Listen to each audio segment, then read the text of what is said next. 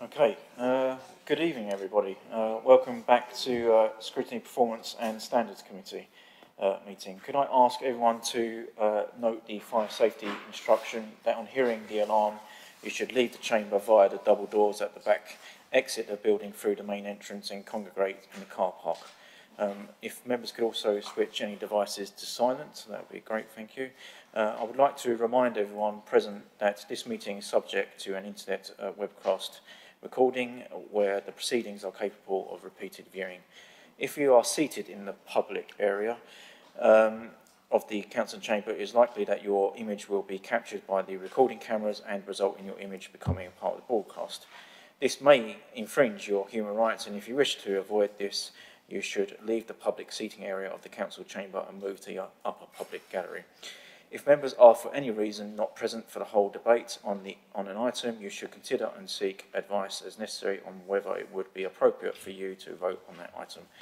May I remind members to declare any interests when this item is raised on the agenda. Before we get to the first item, if I could just say congratulations to Councillor Sunga on the birth of his, I think, is it a son? Yes. Yeah, well, seriously, yeah, congratulations. Yeah.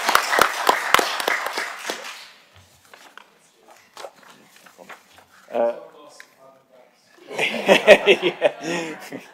Yeah, good luck. Yeah. So, item 1 is apologies for absence. We do have one on the Joint Administration Liberal Democrat side. Councillor Vicky Davis is unable to attend, and so Councillor Steve Mayo is substituting in her place, and we wish her well soon. Over to Zoe, if you could please. Thank you, Chair. Apologies have been received from Councillor Gelderbloom, with Councillor Barber substituting, as you mentioned, from Councillor Davis, with Councillor Mayo substituting, and apologies have been received from Councillor Slade, and I believe Councillor Baldock is substituting. Chair, Councillor Baldock's on his way, but he is severely disrupted by his travel, so he may not be able to make the meeting. He will try, but we can't guarantee. Sorry, thank you. We will hope for his presence soon, hopefully. Item 2 is the minutes of the previous Scrutiny, Performance and Standards Committee meeting, which was held on 4th of June 2025. As you can see, there's also an action plan, action sheet attached. Are there anything members wish to raise? Councillor Wakeland.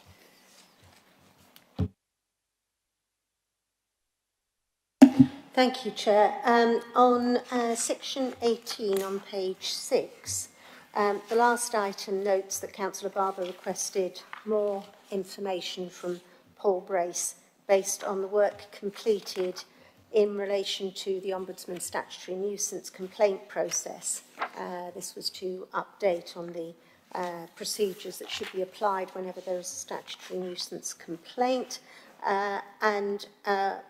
We have tried, Councillor Sunga and I, we can't find any reference to that in our inboxes. Councillor Barber had asked for it. He's not, of course, a member of the committee, therefore it's possible that he didn't get circulated on that basis. But we haven't actually seen that, and could it be recirculated, with apologies if it's down to us. Thank you, Chair. Just over to chairs, to officers. My understanding was that an email was sent out, but could any officer come in? Thanks, Chair. Evening, members. Yeah, in the notes it said it was sent round, but obviously we can send that round again, and I'm not sure what happened, so apologies if it didn't get to you. Great, thank you. Yes, Councillor Wagner. I might follow with another question, which is that I'm very grateful for the information which I have got about the consultancy work. So we've got the total cost. Thank you very much indeed for giving us that. This side of the chamber would like some more information about the process of engaging with the consultants, who decided to secure the services of the consultant, and was the decision discussed with members before the working party sat. So if somebody could either give us those now or respond to us in writing, that would be very helpful. Sorry, Officer Zoe. Sorry, just in relation to the Ombudsman information, that was circulated to the committee from my colleague Amy Wyatt on the 26th of August. Apologies, Councillor Barber, you was missed off, but I'll happily send that following this meeting. If I may just quickly come back, Chair, I think it wasn't always possible for me to receive emails while I was away, and I was away on that occasion, and they do get blocked. So it is perfectly possible that mine got blocked. It's perfectly possible that Councillor Sungers might have been in the same sort of category, but what we apologise, or I apologise if it's down to me, but it would be really useful to have that back again. Yep, and on the other point, would Officer Marcus Hutton be able to come back to Councillor Wagland on that? I'm sure that could be done in an email, unless any of the officers present know the answer to that. Thanks, Chair. Evening again. Yeah, I'm sure Officer Hossam will come back to you. Could you possibly put them in writing in an email so we got them, and then he'll be able to respond directly as an action. Thank you. Yeah, great. Thank you, Officer Campbell. I've got a question, I think, from Councillor Elizabeth. Yeah. It was just in relation to the email. So I was just going to say, yes, it had been sent. We were all on it. Yeah. Yep. Great. Thank you. Anything else on this? I think we're all good otherwise. So is it agreed that I sign as a correct record the minutes of the Scrutiny, Performance and Standards Committee meeting held on the 4th of June, which begins on page 5 of the agenda? Yeah, agreed. Great, thank you. Just bear with me a sec while I do some signing.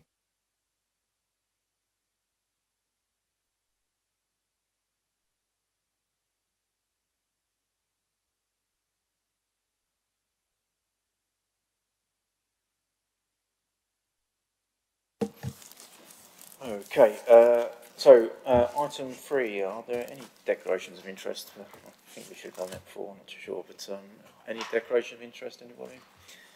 No. Okay, on to item 4, which is the Chair's report. By the way, in the first paragraph, it says terms of reference, clean green. It's not the clean green committee. As we all know, this is scrutiny. So, it's just a slight mistake there, but not a problem. Since the report was published, I'm pleased to confirm that Sainsbury's have confirmed a meeting with the committee on Friday, 26th September at 11 a.m. Calendar invites will be sent out. If you have any questions ahead of the meeting, please do let me know in advance, and if you can copy in Officer Fawkes, that would be most helpful, actually. In terms of the member IT and member portal, an update on the plan will be presented to the committee at the next meeting. So there is an action plan, and that will be brought to you at the next meeting in, I think it's November. Are there any questions regarding the report? Councillor Ben Rigby. Thank you, Chair. In relation to member IT, obviously the Constitutional Working Group discussed this. The members of the CWG have many fine competencies.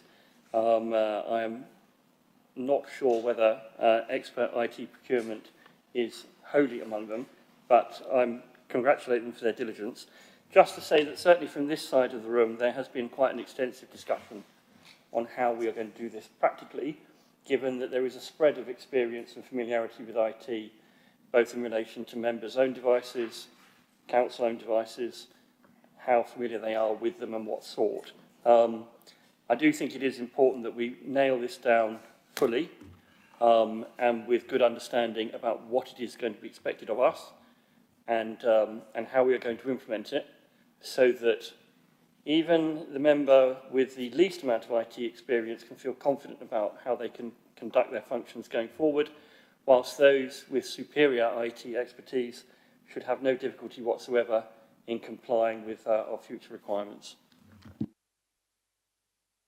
Thank you.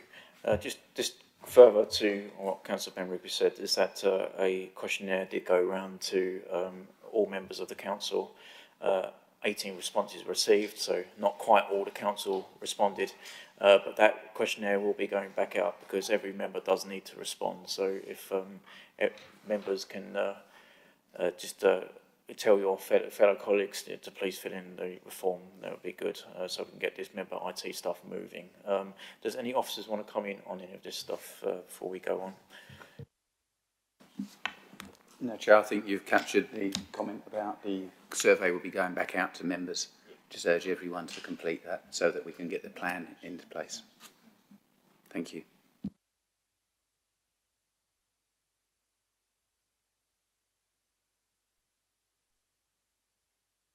Yes, Councillor Steve Mayo.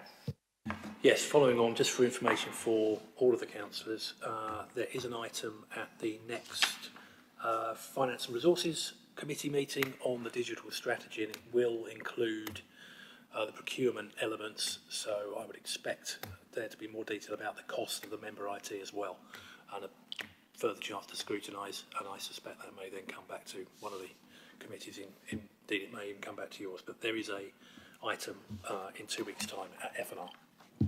Yep, indeed, and IT is comes under the terms of reference of F&R, and apologise, Councillor Mayo, if you did mention it, that there is a budget allocation for members' IT stuff. So yeah, are there any? Yeah, Councillor Kickball. Thank you, Chair. It's just a point about the member portal. Whilst we're only talking about something that councillors use, we often use it on behalf of our residents. This has now been going on for a very, very long time. There are no dates on this update about the member portal. There are many, many requests, certainly in my experience, which are closed, which are never acted upon because they are passed to someone for doing something and that action is never undertaken. And I have to maintain a second spreadsheet of my own, duplicating it. You can't export the list into Excel and play around with it and look at any of the data. And frankly, you can't even put a comment really easily on the portal to officers, updating them or answering any questions they might have if they've closed it or they've processed it in a way that's nonsensical. It really is deficient, and I can't believe that we've been this many. And I think it is years because I think you raised it under the old portal, and then we went to the new portal, and it's just as bad, if not worse, frankly. And we're still talking about it, and yet there's not a single date in here as to when we can expect some resolution. We will be abolished before it's fixed. And that's the problem. So if that's the case, take it off the list and just say, we can't do it, we're not going to do it. Because I just think it's going around in houses now, we're discussing stuff we're never going to really do, or it's not progressing. And that's just my feedback, if it's helpful. No, it is helpful, and it is one of the things that I mentioned that I was slightly worried that we're beginning this piece of scrutiny work and we may well be abolished by the time it's finished. But I think may well perhaps be a useful piece of work to conduct for any future authority to undertake. Sorry, Councillor Hugo, do you want to come in? Yeah, I have similar views on the members' portal, and I would like to see certainly this action plan completed with deadlines and the status updated. We do now have a name for the officer in customer services. Most of these actions are put down against customer services, and that officer is Stephanie Meek. Can we please get some action on this? I would just ask that of officers. Thank you. Yeah, and as I say, we'll be bringing an action plan forward for the members' portal at the next meeting, and my understanding is that Officer Stephanie Meek is also testing alternative systems that we could potentially use. But I think everything's been noted on that, and myself and Councillor Hugh Gordon have definitely been pushing for some kind of resolution on the members' portal because everybody's got complaints about it. Councillor Wagner, I think you had your hand up. Yeah. I did, thank you. I think I've said this before. If we're not going to be able to complete it, if it is effectively too much to do within the time frame before we get abolished. I have mentioned before that the system that is much loved and hugely successful is the Essex County Council member inquiry system. That works on a much more straightforward basis, which is that a member can write in, and there is a team, because there are more councillors, of course, but there's a team of 4, I think. We wouldn't need as many as that, but their job is to gather the information and provide it. It's just a joy. It means you get an answer to a question in a human sort of way. It enables you to deal with the query the residents have done. Quite often they draft you something that will go within it. It is the one thing that everybody raves about when they become a county councillor. And it just seems to me that it would fit very well with what we're trying to do in this shorter space of time. The only thing that you really need to have with it, which we have as a service level requirement, that individual services answer those queries as a priority from the individual who asks them. I would have thought probably we could do it with 1 or 2 people. Everyone knows everyone in Brentwood, probably even easier than it is at county. And I think those who do it actually enjoy the job. It is, you know, if you've got a system that works and isn't broke, it does seem to me that that's well worth at least having a look at. Yeah, and thank you, Councillor Whalen. Myself and Councillor Hugh Galton did raise this to Officer Paul Birkinshaw in our initial meeting about the members' portal, and also the IT officer, Lee Harrison? Lee Hessian. Lee Hessian, sorry. Lee Hessian, about the Essex system and whether we could, whether they could take a look at that and see whether it's adaptable for us as well. So thank you, Councillor Wagon. Councillor Sheila Murphy, over to you. Just an observation. God. That's fine. Just an observation. The portal's always been a problem, and the portal really works for bean counters. When I want anything done, I respectfully ring, and I know the girls get calls from me, but I respectfully ring and ask their advice. They point me in the right direction, and then with the officer's permission, I speak to them directly, because I get the answer I want from the officer I want. And yes, I don't have an email trail, but what I do have are the answers I need in the time frame I want them. And sometimes things are time sensitive, and sometimes things are quite difficult to get in an email, but talk to somebody face to face, or not face to face, but with respect, and with their kind help, you get an awful lot more done when you speak to somebody. That's just an observation. Part of this is we did ask officers, and I believe it's been worked on for some policy documents about how members' requests should be dealt with fairly and uniformly. So that's being worked on, and hopefully it'll be coming to a working group or a committee soon with those documents. Were there any other hands on item 4 for the Chair's report? No, okay. Just a quick recap on Sainsbury's. If it's at very short notice, I'm glad that they've now finally confirmed. I know Friday 11 a.m. may well be difficult for some people, but if you're able to do so, please do come. We do also welcome other members to attend. If you are unable to come, if you could please arrange a substitute, and also please, if we could have some questions in advance so we can get those sorted out and prepped, ready for the meeting, that would be fantastic. As soon as possible, really, if we could. I want to nail this meeting down, really. Thank you. So moving on from the item 4 of the Chair's report, going on to item 5, summary code of conduct complaints for September 2024 and August 2025. The report begins on page 13 of the agenda. Officer Ms. Mayhew, do you have anything to add? Thank you, Chair. There's nothing to add, but I'm happy to take any questions. Are there any questions on this? No, I wouldn't have thought so either, really, to be honest with you. So I'll move the recommendation, which I think I've lost now, sorry. Sorry, everybody. So the recommendation is that the summary of complaints and determinations for the period September 2024 to August 2025 are received. Do I have a second? Happy to second that. Great, thank you, Councillor Gorton. Over to members for voting. Any for? Great, unanimous, fantastic, yeah.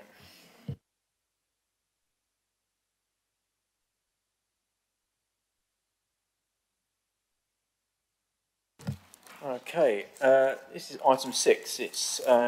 This is Essex County Council Section 106 funding. This was a referral that was put in by Councillor Tim Barrett, and it's been picked up by Officer Emma Goodings. The report begins on page 19 of the agenda.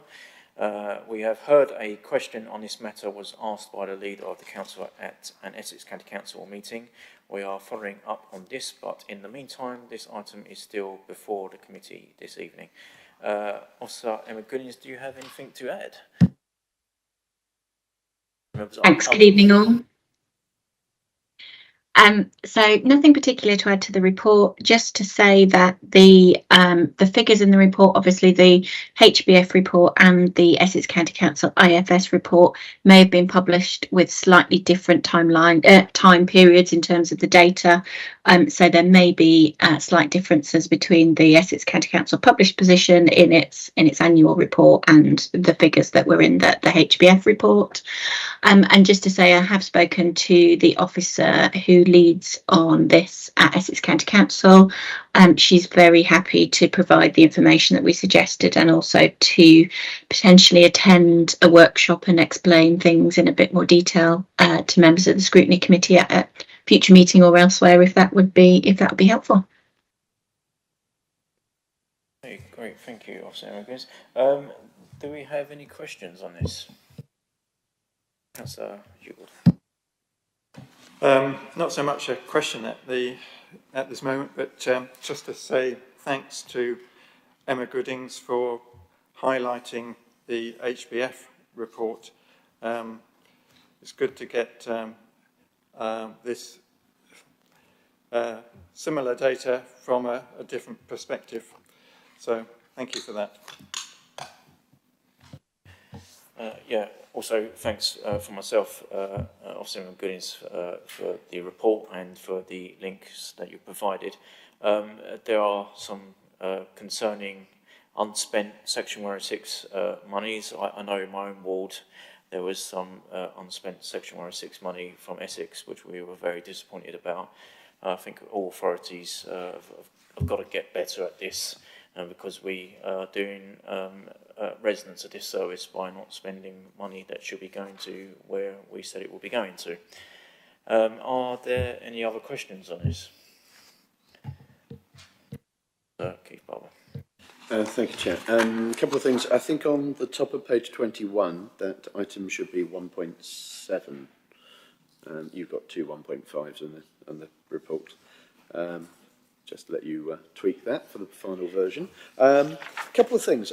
We're sending this letter, or we've got a draft of the letter to be proposed, and obviously it's a good thing to for the two councils to talk to each other and to feedback information. But I'm a little bit just a bit confused now, because we've had multiple meetings where I think I substituted on Scrutiny, where we've debated the figures which were published on our website and the veracity of those numbers, correct? And yet, in order to have published those numbers, we must have had an idea what had been spent and what hadn't been spent at that stage, or we could never have published any numbers. The letter reads as though we almost don't really have any proper understanding as to where we are on the infrastructural stuff which Essex owns on our behalf on applications that went through us as a local planning authority. I'm just slightly surprised to see the tone of the letter, like it's almost like a first engagement, when we have a statutory duty to publish the Section 106 status to our website on a regular basis. This can't have come as a surprise. It's not some big discovery, unless we haven't been monitoring it diligently and speaking to Essex on a regular basis. So I'm just if someone could clarify that, I'd be grateful, please. Officer Emma Goodings has got her hand up ready. Yeah, thank you. Thank you. Yeah, so our own infrastructure funding statement only reports money that comes directly to us. And as Essex County Council are generally a signature on Section 106 agreements, the money will go, for example, for libraries, highways, schools, etc., goes directly to Essex County Council. So it is for them to report in their IFS. So in terms of our reporting, we're not reporting on the funding that Essex have received directly. That's within their own reporting mechanism. So just to make that clear. And then in terms of how they publish, at the moment, they don't publish the detail of that broken down by individual borough, which is the thing that we're asking for, obviously, to get an up-to-date position on that. And I understand County are looking at that to try and make it more transparent in the future so that they will publish that on a regular basis, which will be helpful for all of us.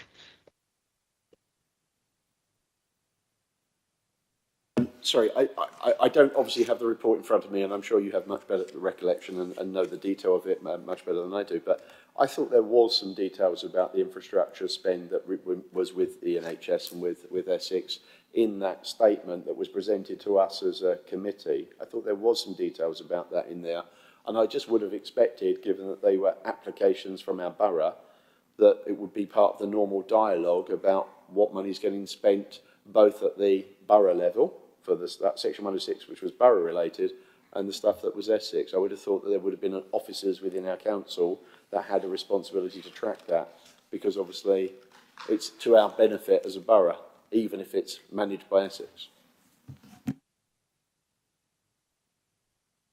You happy for me to respond, Chair? Yeah, sorry, Officer Emma Goodings, absolutely. Yeah, so in terms of the NHS information, that is in our IFS statement because we hold that money for the NHS before it's spent, so it sits within our account, so we have to report against it. The IFS is a very specific document that the government asks us to produce, and they ask the questions and we have to answer the questions, and they want that across the whole of the country so that they can compare data. So the IFS is a document that is produced in a very certain way, and there will be occasions where a bit of cycleway funding might come to the district, for example, rather than the county, or county haven't been a signature on the Section 106 for whatever reason, and that might be included in our figures, even though it might be passed to county later on down the line, but the vast majority of it isn't. So I think this is probably the restart of a conversation in that wider piece beyond what we have to publish in the IFS to make sure that that funding, as you say, is being spent, particularly as we've, as you know, approved some recent large planning applications at planning committee, and we'll be starting to get some large Section 106 and SIL contributions in place, which we want to make sure are spent appropriately across the borough. Great, thank you. Councillor Elizabeth Gerard. So what obligations are there on county to make sure the money is passed to us, or do they not exist?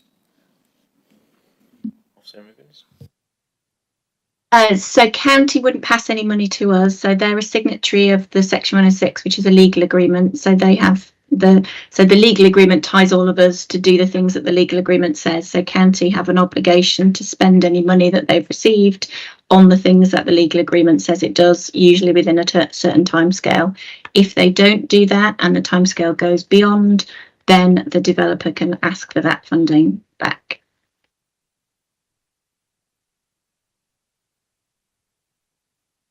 Okay, great, thank you. Members, yes, sorry, Councillor Wesley-Atkins. Yeah, just on the subject, and this is slightly left field, of glass houses and stones, perhaps, but I came this morning from a meeting with the Mount Messing Parish Council clerk, and as I understand it, there are some serious difficulties that they're having, which I know Councillor Gorton is also aware of, in relation to sums of money which they were expecting to get. So monies in relation to Section 106 or SIL, I'm not sure which, probably Section 106, in relation to the elms, which apparently has been spent by this council, according to the the clerk's concerns. And then some SEP monies, which came to Brentwood and haven't got to the parish council. There is apparently some 91,000 that has now been found from somewhere, and I would strongly suggest that it would be really good for us to put our house in order on that and to make sure that there is a clear trail as to what is happening to those sums of money. There's also a claim in relation to us managing to knock down trees for some reason on which only about half of the money that is owed to the council appears to have been paid. So it seems to me that it would be really useful, and Councillor Gordon, I know, is well aware of all the various items here, but just to put it on record for this meeting, that if that doesn't get sorted out with a clear paper trail, I will be putting that on the portal in order for that to come back here to be scrutinised, because it is not fair on a parish council with small resources and limited time of clerks and the like to have to spend a lot of time running around chasing us, and probably a good deal more difficult than Brentwood chasing Essex County Council on the more straightforward obligations. So if I might just throw that into the pot, I'm looking forward to seeing the meeting that the officer, I think it's Alethea Evans, isn't it probably, who is absolutely top flight at Essex, who will be able to explain the 106s, and then it'll be possible for us all to ask our questions of them, and I think that's a really good idea, and grateful for that offer, and to Lauren for bringing this up to the meeting, or whoever it was before you, Lauren, I'm not sure. Thank you.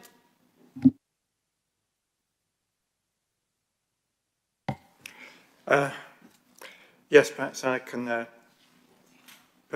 just give a bit more detail of my understanding of the situation. So yesterday I had an email from Lauren Stretch, the Director of Housing, about the Section 106 money for play areas from the Elms development. There are two sums of money. One is about, let me get this right, is about 11,000, and the other sum is, I think, 81,000.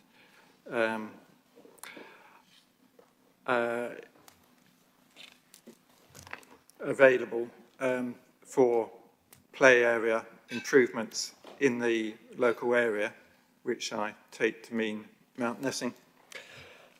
The smaller sum is supposedly allocated to what's called LEAPs, local areas for play. So that's really aimed at 10-year-olds and under. The larger sum is aimed at NEEPs, neighbourhood areas for play. And it's very specific, actually. It says for 8 items of equipment. We are looking at a Section 106 agreement, which is quite a few years old now. So there may have been some intention for particular playground provision that has fallen by the wayside. But I'm hoping that Mount Nessing Village Council can take advantage of both these sums. This smaller sum, I don't see why that couldn't be used for improving the Mountain Close play area, which is in a pretty awful state.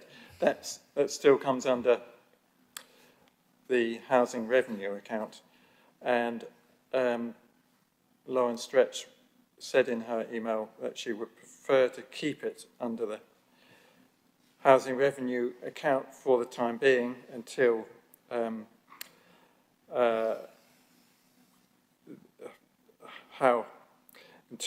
this policy or the strategy for handling housing revenue account assets is worked out further. But the long-term aim would be to lease the play area to the village council. And of course the village council already owns its own larger play area at Coronation Field. So I would hope the 81,000 could be used to improve that at some date. It is on the agenda of next Monday's Village Council meeting, and Lauren Stretch has asked to meet with the Parish Council. So I'm hoping that will happen at some stage and all these issues can be resolved. Did you get that email, Leslie Ragland? I'm not sure if you were on the distribution list for that email. If not, I can forward it to you.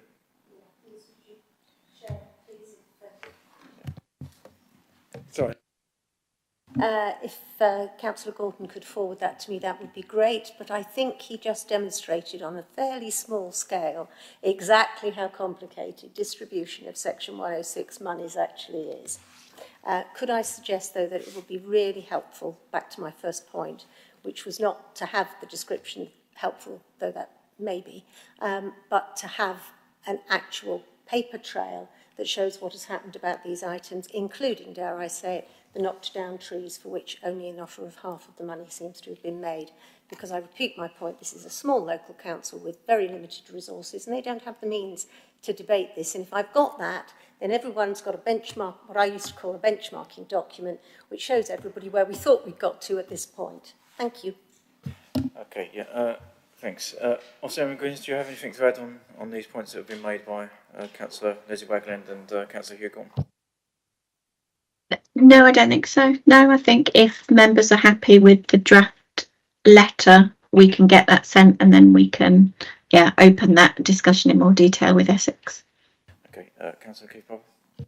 Thank you for letting me have a second bite at the cherry. I would just say the opening gambit in the letter, so it says, we note with disappointment. I looked at the Where Essex rates in the authorities, the county authorities across the country. We are 9th in terms of size of economy in the country. So actually, if we're the 5th highest level of funding at the moment with unspent contributions, that might kind of be expected that it wouldn't be a million miles away where the size of the economy for the county, because some counties are very, like Rutland and places like that, are much smaller. But I mean, I support the engagement. I think that's a good thing to do. But I would say that we shouldn't be too critical because there may well be reasons why some of the money is not always spent, and some of them, and we come across obstacles ourselves as a local authority all the time. Why we can't do and put our plans. Our strategic housing being an example of stuff where we've been trying to do stuff, and for good reasons we've been being frustrated along the line. So I don't think we should be necessarily too critical in the outset. Personally, I would have preferred the with disappointment not to be in the letter, because I think it's slightly loaded on the letter to an individual at another authority. You can note that the Essex holds significant funds, but I think the with disappointment is starting the conversation out on a slightly a negative tone, and that's all I would say. Thank you. Okay, great, thank you. Are there any other questions, members? No, I think, thank you for the report, Officer Goodins. I think, as I originally said, all councils need to get the house in order when it comes to Section 106. This council has not had its, not been in order for Section 106 for quite a while, and we're attempting to put it into order. We'll take note of the comments being made here in regards to the letter, and we'll sort it out. So if we can move on to the recommendation, which that the Chair of the Scrutiny Committee writes to Essex County Council as set out in Appendix A to request further information about funding spent and held for Brentwood, and request that they attend the next meeting of this committee to discuss the Section 106 funding they hold for Brentwood Borough. Do I have a seconder?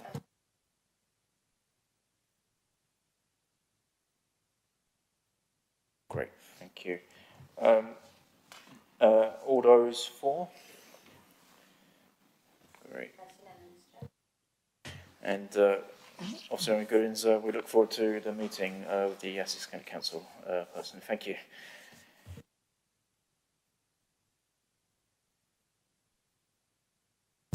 Okay, members. Item 7 is the Scrutiny Work Programme. The report begins on page 25 of the agenda. I would like to remind members of the process of adding items to this plan via the online form, which will then be considered. I would also like to highlight that there is an item omitted accidentally from the work programme, which is the review of the Brentwood Borough Council tree management plan, I think it's called. Is that right? That is correct. Yes, indeed, tree management plan, which is scheduled to be presented at this committee on the 5th of November. I will move the recommendation. Do I have a second there? Thank you. Okay, any questions, members? Councillor Keith-Barwell. Thank you very much. First of all, it's good to see the entry there in terms of the homeless processing. I'm sure that it will the outcome. Hopefully, if I was going to say to be considered, I was going to say who's the ultimate decision maker as to whether that proceeds. I certainly, as a council, would like to know that we as a council are handling those claims properly now, and I think it gives strength with the conversation we have with residents across the borough to demonstrate that that's been looked into from outside of the housing team. The only thing I would say is you will be getting another one from me, and I'll just give you the early heads up that I will be tomorrow submitting one asking to review caretaking services within council housing around the borough, as I am getting an enormous number of complaints about non-delivery of service from residents, and it is also demonstrated by what I witnessed in my own ward. So I will be giving you another one. I'm very sorry about that, but I'll give you the early heads up today. Yes, great. Thank you, Councillor Barber, for your first referral, and we will look out for the second referral, which does sound interesting and quite important. Thank you. Any other questions? Councillor Ben Rigby. Thanks, Chair. I see that Emma Goodings has logged off from the system. Obviously, some of these items here relate to the planning function, for which she is responsible, including things like planning enforcement, which is a significant item, and I would have hoped that the officer would have stayed to potentially address these questions from members, rather than to the conclusion of the meeting, as we would do, rather than logging off. Yes, sorry about that, Councillor Ben Rigby. I thought she was staying, but it must have been by accident that she's come off. Yeah, Officer, do you want to come in? Thanks, Chair. She was due to stay, so I'm not too sure what's actually happened and why it's closed down. So we did ask, and she was due to stay and it was meant to be, so I'm not sure why. We'll find out afterwards, I'm sorry. Councillor Leslie Wagner. Yes, I'm sorry, I'm not sure where this would fit, but I was just going to ask a general question, which is that I've come across a concern that I have, which I think should come to scrutiny. But in order to explain it, it involves a court case which has come in relation to Brentwood were involved in, but the details of that, given the court that it was in, are confidential. My concern is not about the specifics, but the implication of that decision and the way in which it's being interpreted.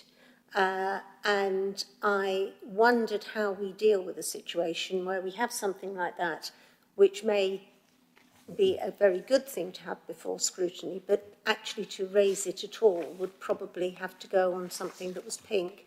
So it may be someone's got to come back to me on that, and I can explain in more detail if appropriate, but it would be useful to have some feed on that. Okay, I'll pass it to Officer Clare. Sorry, Chair, thank you, Councillor Wagland.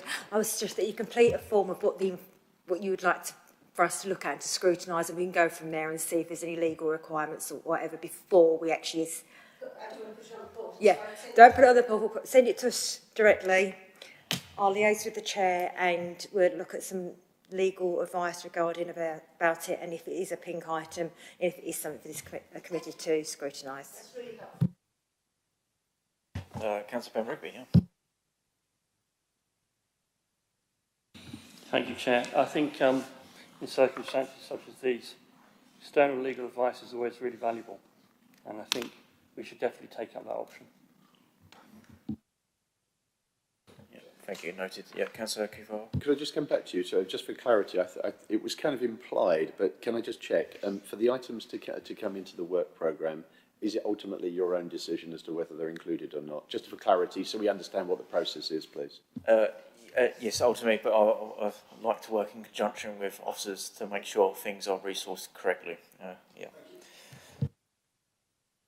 Just a quick question for myself, actually. I would like to wonder if it's whether the scrutiny work template is now copying in the right people that need to be copied in. Has that now finally been sorted out? Because any officer able to confirm? Yeah, I think it actually comes into a general email address and then it's filtered out. I believe. You can check. Yeah. Thank you, Chair. So the referral form that that the members complete will go to the Chair, the Vice Chair, myself as clerk, and I believe Claire as well, and Greg. Sorry. Yeah. So as officers, we can all review that together, and we'll review that with the Chair. Great. So hopefully, Councillor Kefauver, when you submit your request tomorrow, all the names that just mentioned should have it in their inboxes, and so that will definitely confirm the situation. Thank you, sorry, folks, for coming in on that one. Are there any other questions, by the way? No? Fantastic. Okay, we'll move to the vote on the recommendations, which I've once again lost, so here they are. So recommendation R1, that the committee approves its current work programme as per Appendix A. Any for? Yep. Just to clarify the item that was missing, what was the date on that for the, because obviously the woodland management that you referred to earlier, we obviously don't know what date is necessary against it. Yeah, so it was the tree management plan, and it was 5th of November. Yep, no problem. Any members for this recommendation? Fantastic. It looks like ultimate to me. Yeah, absolutely. Thank you. Okay. All right. There are no other items of business. So thanks for your attendance, everybody, and we'll see you again in November. Thank you.